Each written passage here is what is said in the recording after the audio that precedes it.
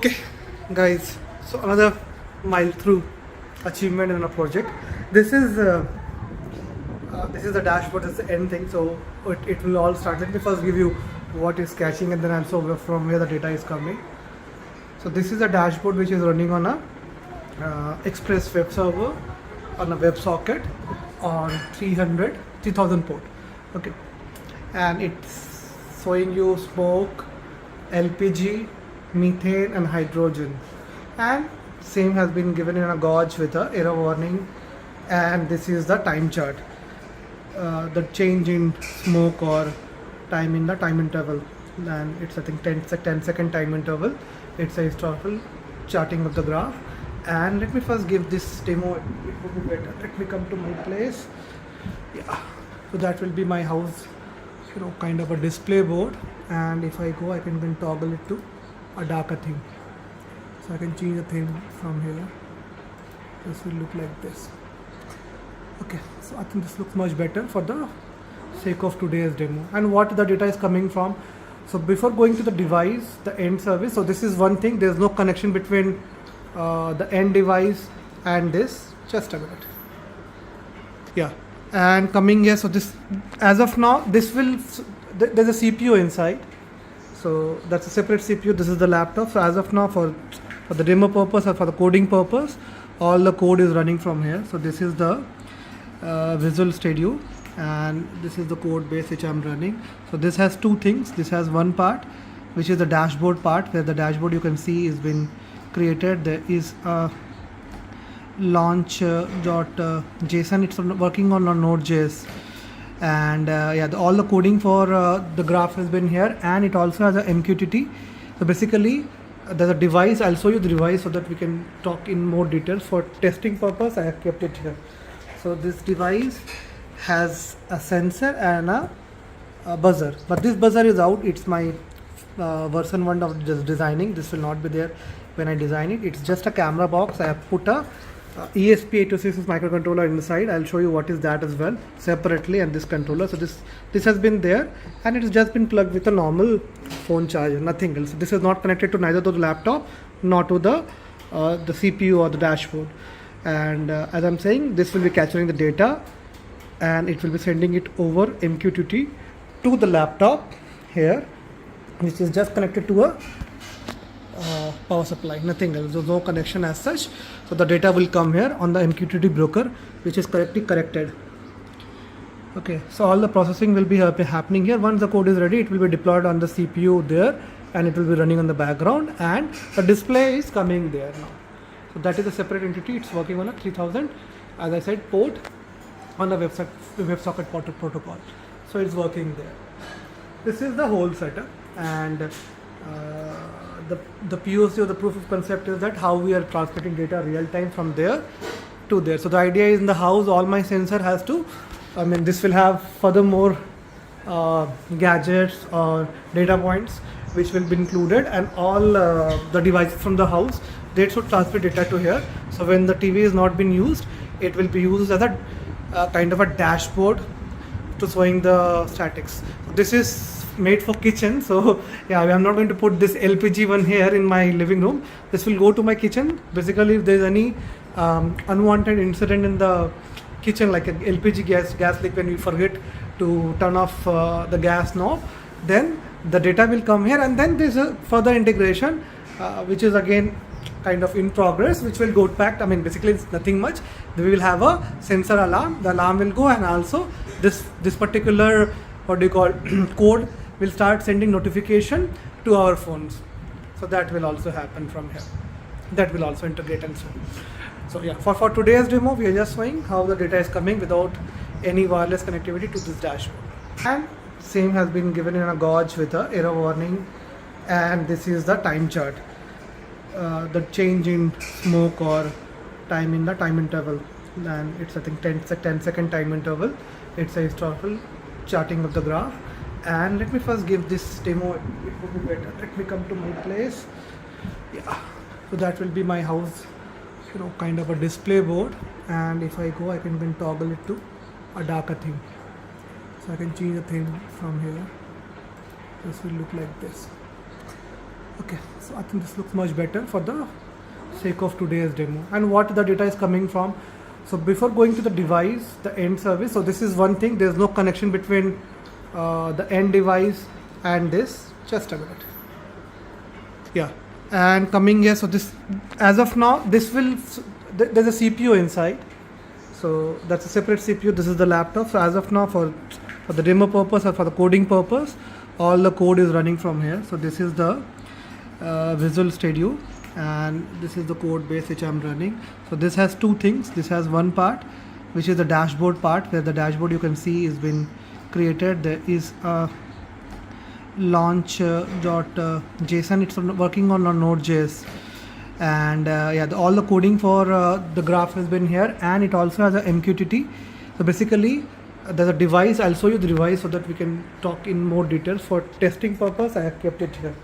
So this device has a sensor and a buzzer, but this buzzer is out. It's my version 1 of just designing. This will not be there when I design it. It's just a camera box. I have put a ESP8266 microcontroller inside. I'll show you what is that as well separately, and this controller. So this has been there, and it has just been plugged with a normal phone charger, nothing else. This is not connected to neither to the laptop nor to the CPU or the dashboard. And as I'm saying, this will be capturing the data, and it will be sending it over MQTT to the laptop here, which is just connected to a power supply, nothing else. So no connection as such. So the data will come here on the MQTT broker, which is correctly corrected. Okay, so all the processing will be happening here. Once the code is ready, it will be deployed on the CPU there, and it will be running on the background, and the display is coming there now. So that is a separate entity. It's working on a 3000, as I said, port on the WebSocket protocol. So it's working there. This is the whole setup, and the POC or the proof of concept is that how we are transmitting data real time from there to there. So the idea is, in the house, all my sensor has to, this will have furthermore gadgets or data points which will be included, and all the devices from the house, they should transmit data to here. So when the TV is not being used, it will be used as a kind of a dashboard to showing the statics. So this is made for kitchen. So yeah, I'm not going to put this LPG one here in my living room. This will go to my kitchen. Basically, if there's any unwanted incident in the kitchen, like an LPG gas leak, when we forget to turn off the gas knob, then the data will come here, and then there's a further integration which is again kind of in progress, which will go back. Basically it's nothing much. We will have a sensor alarm. The alarm will go, and also this particular code will start sending notification to our phones. So that will also happen from here. That will also integrate and so on. So yeah, for today's demo, we are just showing how the data is coming without any wireless connectivity to this dashboard. Okay, to make the experiment more realistic, I have bought it here so that we can actually get the actual sensor data from the gas sensor. The actual gas stove. So I'm putting it here. This is just a loose fitting for temporary. Actually, this would be somewhere here. It should actually be placed somewhere permanently or there, so that whenever gas or smoke goes from the chimney, it should go up there. Okay, let's continue with the experiment. Let's see what is the initial, because there's no leakage, nothing. So the data should be good here. Okay, which is good. Smoke is 6%, or the value is 6, which is okay. If I come around to my laptop and I see whether I'm getting the data, yeah, I'm getting the data here. This is also MQTT broker to check the data, but I'll go to the code and see the data is coming correct here. Yeah, okay, it's connected. Yeah, just a minute.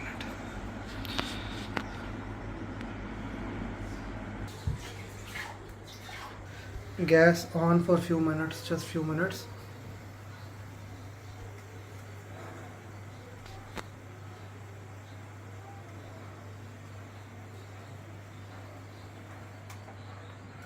Let's check. It was not huge amount of gas. Anyways, for that gas, there should not be any alarm, but still you can see the reading has changed. the smoke level, because when the gas will leak, the smoke will also increase. The smoke has increased to 66, LPG from 3 or 4% to 13%, and methane along has also gone, hydrogen has gone from 8 to 24. So the data is moving. See, now it's 67. So you can see, and I have kept a threshold. So if it goes for that amount of gas leak, we don't want an alarm, correct? We need a decent amount of gas leak, then only we need an alarm. So the alarm has been set at 100. If this level reaches 100, it will set an alarm. So that's how, I mean, when you say alarm, also the critical zone is defined here. This is something we can see. This is a kind of a prototyping currently happening, or a POC currently happening. The data points you can always revisit and change where to set the targets or not, because this is something, I mean, at least in terms of coding and setting up the sensor value we are doing, we don't refer to a data set already available. That is why we have to read all this reading and then define our own points, which is the point at which we want to have an alarm. And based on that, you can see this, now that it has come down so fast, because we have already closed it. So it has shown for a good 50-60 seconds, and now it's coming down again. See, LPG from 13% has come down to 7%. It will go down to 3 or 4% again. So that will happen. Yeah, so what I was saying, all this data point has to be correctly correlated, so that at what point we should say it's alert, at what point should the sensor run. So that's why the integration of sensor will only happen when we are very sure about the data that is going. So smoke is going up now. I think Kausar must be doing something there. At the moment the lid of the, what do you call, curry was open, the reading went off again up, because a lot of, you know, water vapor along with the spices, everything went off, and again the data is coming back to normal. This will be there for certain days. We will correlate, set it accordingly, what is normal, what is not normal. See, it's again coming down, and it will fluctuate. So, and based on that, so what we do, we take a figure and then we start actually calibrating and then taking it forward. So as I said, it's more of a modular thing, where what do you call it? So this is the real time based on what Kausar is doing. The data is coming based on that. Okay, so that would be it. So basically we have 3 touch points. First is the sensor, which does nothing, just collect the data and does no calculation, send it to the MQTT, which comes here, correct. As of now, what we are doing, we are taking this MQTT data and dividing them into the right category, and we have a web page that we are putting up based on Node.js on a 3000 port, and we start plotting. So we are plotting using standard services to plot the graphs, and we are displaying on the what do you call desktop, the dashboard.